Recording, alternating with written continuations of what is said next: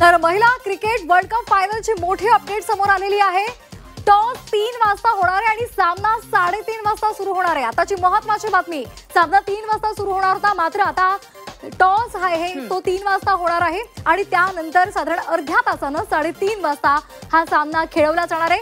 अर्धा तास हा सामना विलंबाने होणार आहे। श्वेता, नियोजित वेळ खरं तर होती 2:30 वाजता टॉस होणं अपेक्षित होतं आणि 3 वाजता हा सामना सुरू होणं अपेक्षित होतं।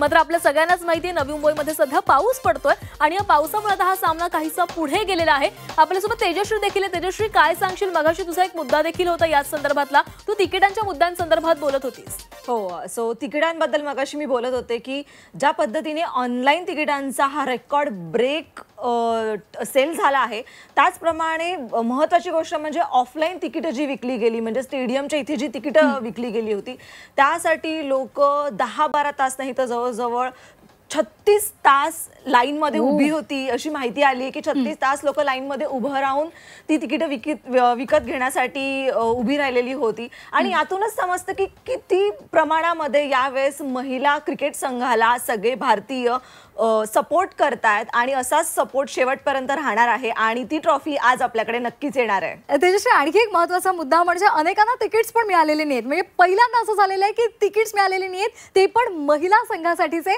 आणि ते चढ्या दराने सुद्धा विकले गेलेले आहेत। साधारण किती किंमत होती त्या चढ्या दराची? हो, सुरुवातीला जेव्हा आपण तिकिटांचा रेट बघितला होता तेव्हा 100, 150, 250 असा तो साधारण तिकिटांचा रेट होता। पण जेव्हा आपली टीम इंडिया सेमीफायनल मध्ये गेली तेव्हा तो तिकिटांचा रेट थोडाफार वाढवला गेला आणि तो तसं बघायला गेलं तर थोडाफार नाही तर तो हजारांच्या रेंजमध्ये गेला होता।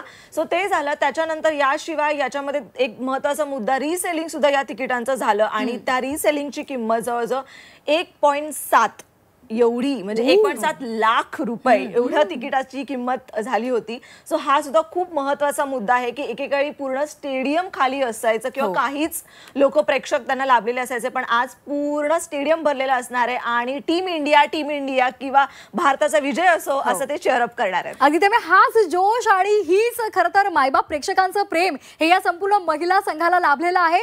आपल्यासोबत जोडल्या गेलेल्या आहेत आमच्या प्रतिनिधी अनुपमा आणि आपण त्यांच्याकडे जाणार आहोत। साहिल जाधव सुद्धा आपल्यासोबत आहेत।